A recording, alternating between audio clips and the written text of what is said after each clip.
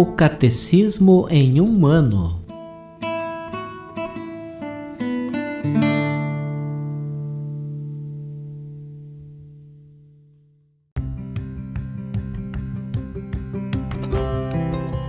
Olá, eu sou Antônio, seminarista da Diocese de Ponta Grossa, no Paraná. Você está ouvindo o podcast O Catecismo em um ano. Vamos ler todo o Catecismo da Igreja Católica ao longo de 365 episódios. Estamos utilizando a tradução em português apresentada pela CNBB em 2013, baseada na edição típica em latim. Baixe o plano de leitura por meio de um link que você encontra na página do Instagram, @ocatecismoemumano, ou na descrição deste podcast.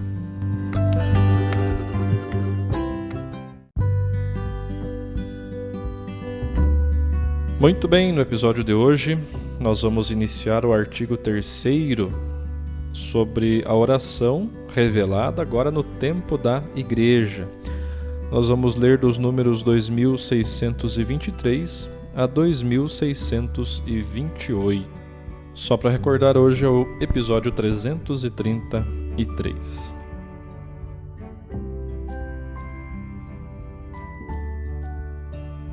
No tempo da Igreja. No dia de Pentecostes, o Espírito da promessa foi derramado sobre os discípulos reunidos no mesmo lugar. Esperando, todos eles perseveravam na oração em comum. O Espírito, que ensina a Igreja e lhe recorda tudo o que Jesus disse, vai também formá-la para a vida de oração. Na primeira comunidade de Jerusalém, os fiéis se mostravam perseverantes em ouvir o ensinamento dos apóstolos, na comunhão fraterna, na fração do pão e nas orações. A sequência é típica da oração da Igreja. Fundada na fé apostólica e autenticada pela caridade, ela é alimentada na Eucaristia. Essas orações são, sobretudo, as que os fiéis ouvem e leem nas Escrituras, as atualizando, porém, são principalmente as dos Salmos, a partir da sua realização em Cristo. O Espírito Santo, que assim lembra Cristo a sua Igreja orante, também a conduz à verdade plena e suscita formulações novas que exprimirão o insondável mistério de Cristo atuando na vida, nos sacramentos e na missão da sua Igreja. Essas formulações se desenvolverão nas grandes tradições litúrgicas e espirituais. As formas da oração, como nos são reveladas pelas Escrituras apostólicas canônicas, serão normativas da oração cristã. A bênção e a adoração. A bênção exprime o movimento de fundo da oração. É o encontro de Deus e do homem. Nela, o dom de Deus e a acolhida do homem se chamam e se unem. A oração de bênção é a resposta do homem aos dons de Deus. Uma vez que Deus abençoa, o coração do homem pode bendizer aquele que é a fonte de toda a bênção. Duas formas fundamentais exprimem esse movimento da bênção. Algumas vezes ela sobe, levada no Espírito Santo por Cristo ao Pai. Nós o bendizemos por nos ter abençoado. Outras vezes ela implora a graça do Espírito Santo, que por Cristo desce de junto do Pai. É Ele que nos abençoa. A adoração é a primeira atitude do homem que se reconhece criatura diante de seu Criador. Exalta a grandeza do Senhor que nos fez e a onipotência do Salvador que nos liberta do mal. É prosternação do espírito diante do Rei da Glória e o silêncio respeitoso diante do Deus sempre maior. A adoração do Deus 3 vezes santo e sumamente amável nos enche de humildade e dá garantia às nossas súplicas.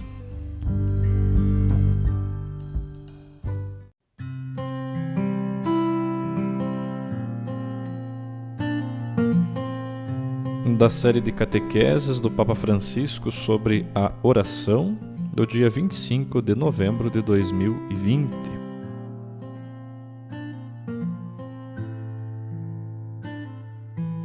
A oração da Igreja nascente. Os primeiros passos da Igreja no mundo foram cadenciados pela oração.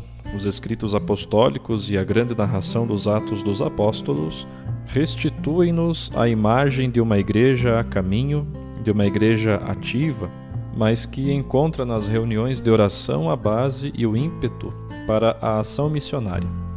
A imagem da comunidade primitiva de Jerusalém é o ponto de referência para todas as outras experiências cristãs. No livro dos Atos, Lucas escreve: eles perseveravam na doutrina dos apóstolos, nas reuniões em comum, na fração do pão e nas orações. A comunidade persevera na oração. Aqui encontramos 4 características essenciais da vida eclesial. Primeira, a escuta do ensinamento dos apóstolos. Segunda, a salvaguarda da comunhão recíproca. Terceira, a fração do pão. E quarta, a oração. Elas lembram-nos que a existência da igreja tem sentido se permanecer firmemente unida a Cristo, isto é, na comunidade, na sua palavra, na Eucaristia e na oração. É o modo de nos unirmos a Cristo.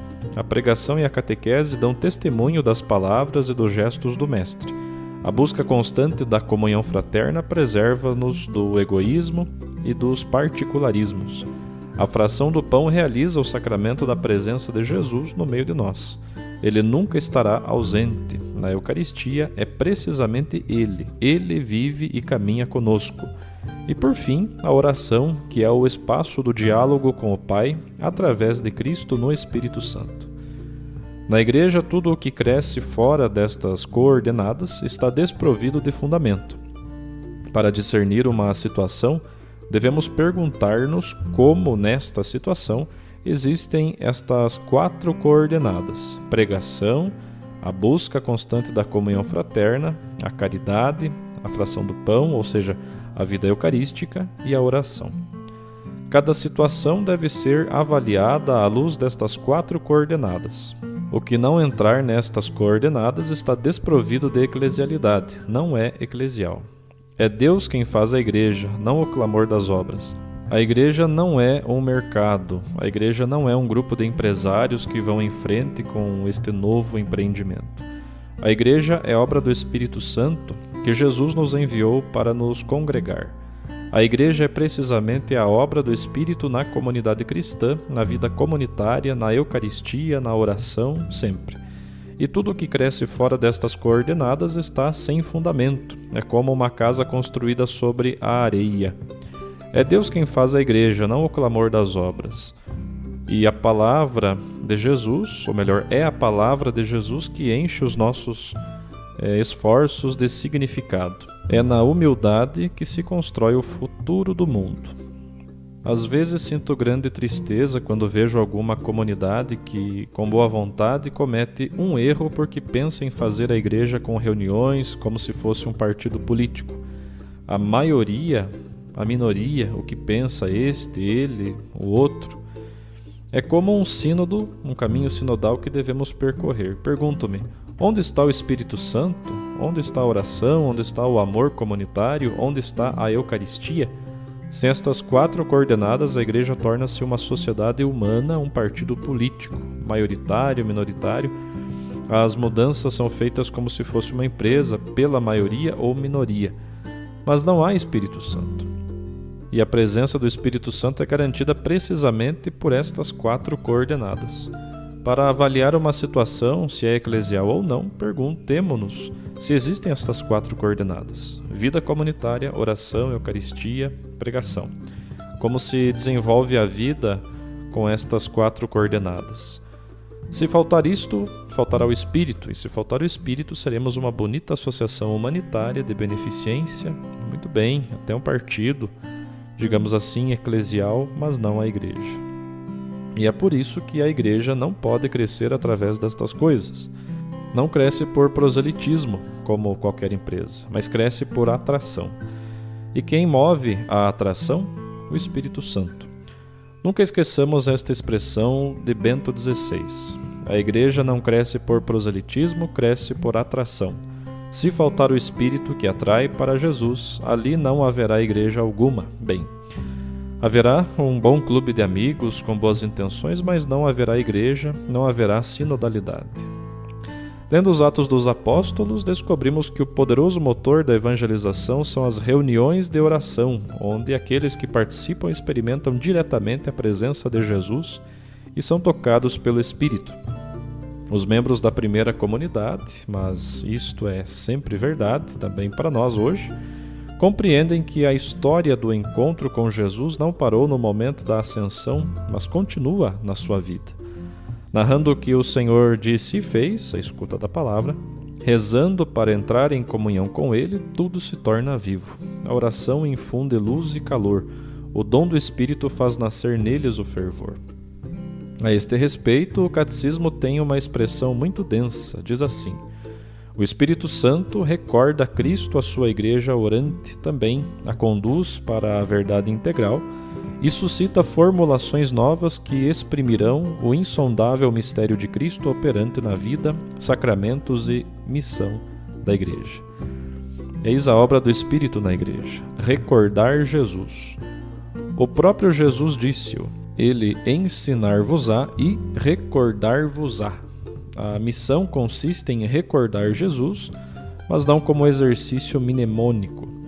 Percorrendo os caminhos da missão, os cristãos recordam Jesus quando o tornam novamente presente, e dele, do seu Espírito, recebem o impulso para ir proclamar e servir. Na oração, o cristão mergulha no mistério de Deus que ama cada homem, aquele Deus que deseja que o Evangelho seja pregado a todos. Deus é Deus para todos, e em Jesus todos os muros de separação foram definitivamente abatidos, como diz São Paulo. Ele é a nossa paz, ou seja, Ele, que de dois povos fez um, Jesus realizou a unidade. Assim, a vida da igreja primitiva é ritmada por uma sucessão contínua de celebrações, convocações, tempos de oração, quer comunitária, quer pessoal. E é o Espírito que dá força aos pregadores que se põem a caminho e que, por amor a Jesus, sulcam os mares e enfrentam perigos, submetendo-se a humilhações. Deus doa amor, Deus pede amor. Esta é a raiz mística de toda a vida do crente. Os primeiros cristãos em oração, mas também nós, que viemos muitos séculos mais tarde, todos vivemos a mesma experiência. O Espírito anima tudo. E qualquer cristão que não tiver medo de dedicar tempo à oração pode fazer próprias as palavras do apóstolo Paulo: a minha vida presente na carne, vivo-a na fé no Filho de Deus, que me amou e se entregou por mim. A oração torna-nos conscientes disto. Só no silêncio da adoração experimentamos toda a verdade destas palavras. Temos que retomar o sentido da adoração. Adorar Deus, adorar Jesus, adorar o Espírito, o Pai, o Filho e o Espírito, adorar em silêncio. A prece da oração é a oração que nos faz reconhecer Deus como início e fim de toda a história. E esta oração é o fogo vivo do Espírito que dá força ao testemunho e à missão. Obrigado. Hoje também ouviremos a catequese sobre a bênção, feita pelo Papa Francisco no dia 2 de dezembro de 2020. Então, refletiremos sobre a dimensão essencial da oração, uma das dimensões essenciais, que é a bênção. Nas narrações da criação, Deus abençoa continuamente a vida, sempre. Abençoa os animais, abençoa o homem e a mulher, e no final abençoa o sábado, dia de descanso e de fruição de toda a criação. É Deus quem abençoa.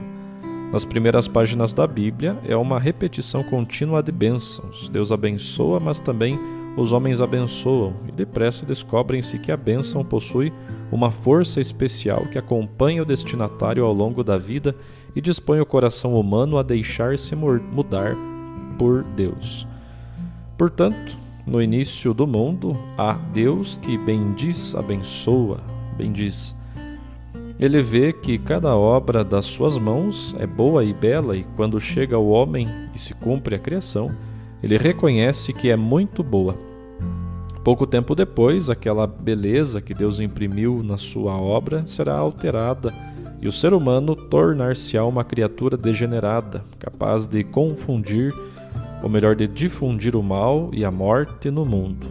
Mas jamais nada poderá apagar a primeira marca de Deus, uma marca de bondade que Deus colocou no mundo, na natureza humana, em todos nós, a capacidade de abençoar e o fato de sermos abençoados.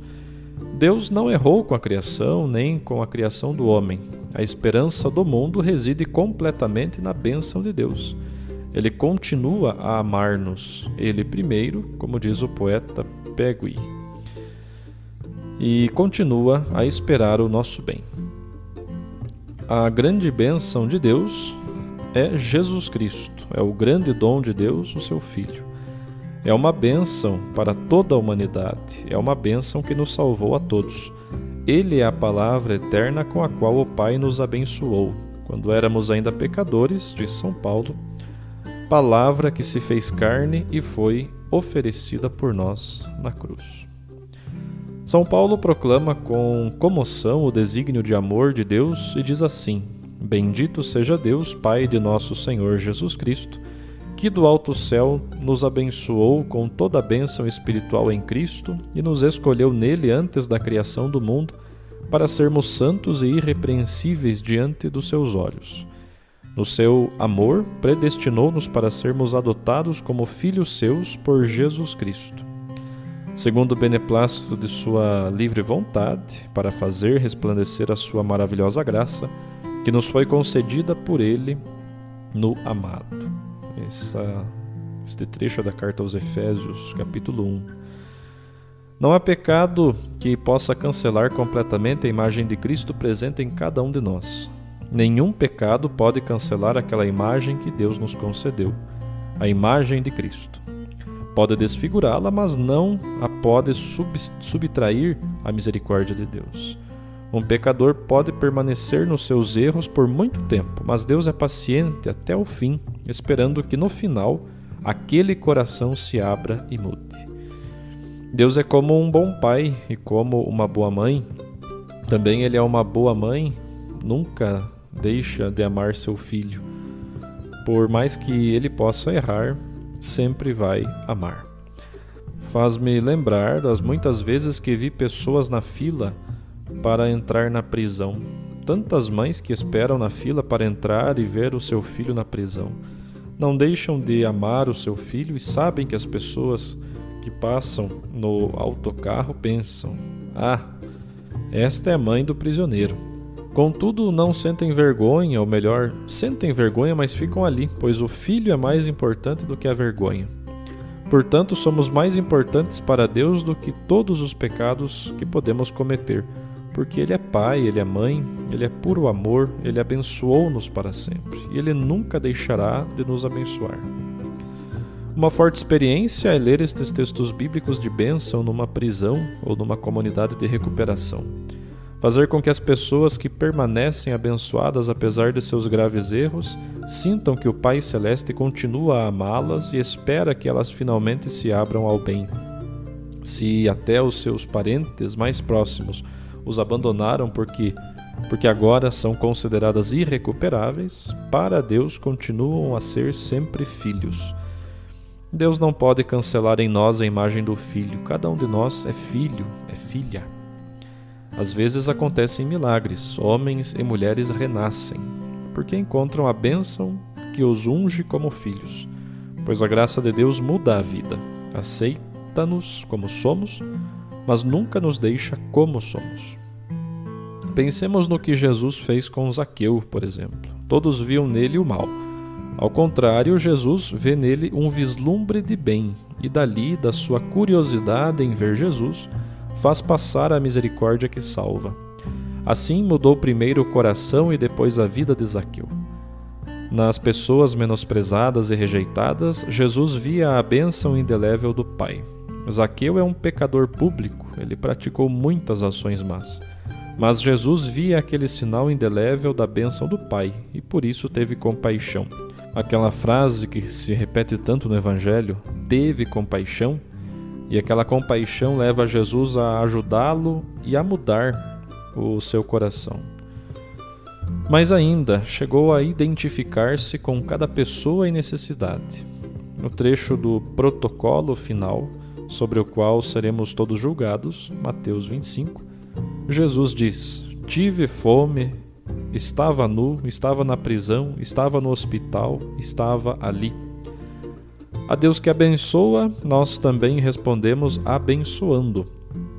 Deus ensinou-nos a abençoar e nós devemos abençoar. É a oração de louvor, de adoração, de ação de graças. O Catecismo escreve: a oração de bênção é a resposta do homem aos dons de Deus. Uma vez que Deus abençoa, o coração do homem pode responder, bendizendo aquele que é a fonte de toda a bênção. A oração é alegria e gratidão. Deus não esperou que nos convertêssemos para começar a amar-nos, mas fê-lo muito antes, quando ainda estávamos no pecado. Não podemos só abençoar este Deus que nos abençoa, devemos abençoar tudo nele, todo o povo, abençoar Deus e abençoar os irmãos, abençoar o mundo. Esta é a raiz da mansidão cristã, a capacidade de se sentir abençoado e a capacidade de abençoar. Se todos fizéssemos isto, certamente não haveria guerras. Este mundo precisa de bênção, e nós podemos dar a bênção e receber a bênção. O Pai ama-nos, e tudo o que nos resta é a alegria de o abençoar e a alegria de lhe agradecer e de aprender com ele a não amaldiçoar, mas a abençoar. E aqui apenas uma palavra para as pessoas que estão habituadas a amaldiçoar, as pessoas que têm sempre na boca, até no coração, uma palavra negativa, uma maldição. Cada um de nós pode pensar: tem o hábito de amaldiçoar desta maneira? E peçamos ao Senhor a graça de mudar este hábito, porque temos um coração abençoado e de um coração abençoado a maldição não pode sair. Que o Senhor nos ensine a nunca amaldiçoar, mas a abençoar.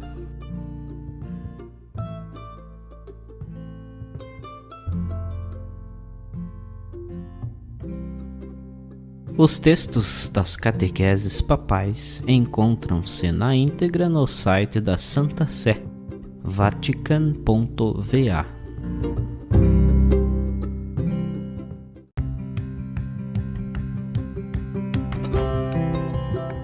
Você acaba de ouvir mais um episódio do podcast O Catecismo em um Ano. Continue nesse bom propósito de aprofundar o conhecimento e a vivência da fé católica e procure participar da sua comunidade. Rezemos por todos que estão fazendo esse caminho de leitura do Catecismo. Até amanhã!